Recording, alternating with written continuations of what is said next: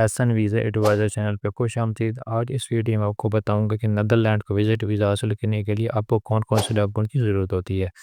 तो ये एक नीदरलैंड का विज़िट वीज़ा अप्रूव हुआ है। दिन पहले मैंने अपने क्लाइंट की नीदरलैंड को विज़िट वीज़ा हासिल करने की फाइल रेडी की। उसके बाद उसको जेरी वीएफएस ऑफिस में जमा करवाया। कुछ ही दिनों के बाद अल्हम्दुलिल्लाह ये वीज़ा अप्रूव होकर आ गया। इस वीडियो में आपको बताऊंगा कि आप नीदरलैंड को विज़िट वीज़ा हासिल करना चाहते हैं तो आपको कौन कौन से डॉक्यूमेंट की ज़रूरत होती है। इस वीडियो में सारे डॉक्यूमेंट बताऊंगा कि आपने कौन कौन से डॉक्यूमेंट लगाने हैं। ये चेक लिस्ट वीएफएस की वेबसाइट पर मौजूद है, इसको आप डाउनलोड कर सकते हैं, या फिर अगर आपको ये वाली checklist as a PDF के तौर पर चाहिए तो मेरे व्हाट्सएप नंबर पर रब्ता कर सकते हैं। नीदरलैंड को विज़िट वीज़ा हासिल करना चाहते हैं तो आपको कौन कौन से डॉक्यूमेंट की ज़रूरत होती है, मैं मुकम्मल तफसील से बताऊंगा। तो सबसे मेन और पहला डॉक्यूमेंट है वो है वीज़ा एप्लीकेशन फॉर्म। ये वीज़ा एप्लीकेशन फॉर्म आपने ऑनलाइन वेबसाइट पे जाके फिल करना है। ट्रैवल डॉक्यूमेंट में आपने अपना पासपोर्ट साथ अटैच करना है। यहाँ पर नोट लिखा हुआ है जो कि आपका पासपोर्ट 3 महीने वैलिड होना चाहिए। इसके अलावा इसमें तकरीबन 2 खाली पेजेस होने चाहिए। शनाख्ती कार्ड की आपने कॉपी लेनी है जो कि A4 साइज पे प्रिंट। नंबर 3 पे आते हैं एविडेंस ऑफ लीगल रेजिडेंस। ये उनके लिए जो कि नॉन पाकिस्तानी है, ठीक है, ये हमारे लिए नहीं है। जो नॉन पाकिस्तानी है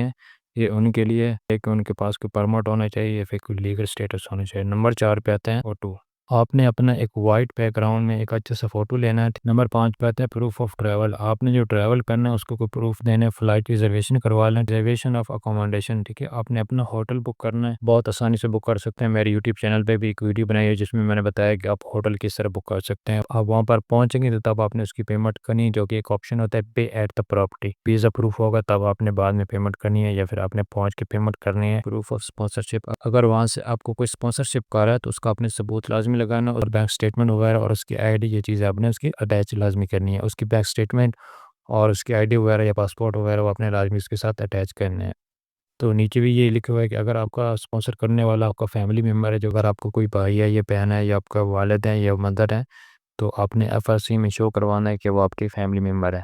6 नंबर पे आते हैं प्रूफ ऑफ फाइनेंशियल। इसमें भी अगर आपको कोई स्पॉन्सर कर रहा है या नहीं स्पॉन्सर कर रहा, फिर भी आपने अपनी एफआरसी लाजमी अटैच करनी है, जो कि आपको नादर से मिलेगी। एफआरसी बहुत ज़रूरी डॉक्यूमेंट है, ये अपने लाजमी साथ अटैच करनी है। बैंक स्टेटमेंट आपने लगानी है जो कि 6 महीने की लाजमी होनी चाहिए, और ये साइन और स्टैंप होना बहुत ज़रूरी है। अगर टैक्स नंबर जिसको हम एनटीएन कहते हैं, ये भी अपने लाजमी साथ लगाना है, ठीक है। जो एनटीएन के साथ साथ अपने रिटर्न टैक्स भी लगाना है। लास्ट 2 ईयर के अपने रिटर्न टैक्स भी लाजमी साथ लगाना है, जिसको हम उर्दू में गुशवारे कहते हैं। अगर आप जॉब करते हैं तो फिर आपने पे स्लिपें लगानी है, ठीक है। लास्ट 3 मंथ की जो आपको सैलरी मिलती है उसकी अपने स्लिपें साथ अटैच करनी है। कि copy of employment contract letter ये आपने लगाना है, या जॉब ऑफर लेटर आपने लगाना है। ये डॉक्यूमेंट बहुत ज़रूरी है, आपने लाजमी साथ अटैच करना है। The applicant is a company owner of self employed. अगर आप कंपनी के खुद मालिक हैं, आपकी अपनी ज़ाती कंपनी है, तो फिर कंपनी के जो है रजिस्ट्रेशन सर्टिफिकेट लाजमी लगाना है। एनओसी आपने बहुत ज़रूरी लगाना है अगर आप कंपनी में जॉब करते हैं। जी, ये जितने भी डॉक्यूमेंट लिखे हैं, अगर आप स्टूडेंट है या 18 साल से कम उम्र है तो ये उनके लिए लिखे हैं, ठीक है। अगर आप 18 साल से कम उम्र है तो आपने अपने वालिदैन से एक एफिडेविट भी साथ लाजमी लगाना है, जो कि यहाँ पे मेंशन है।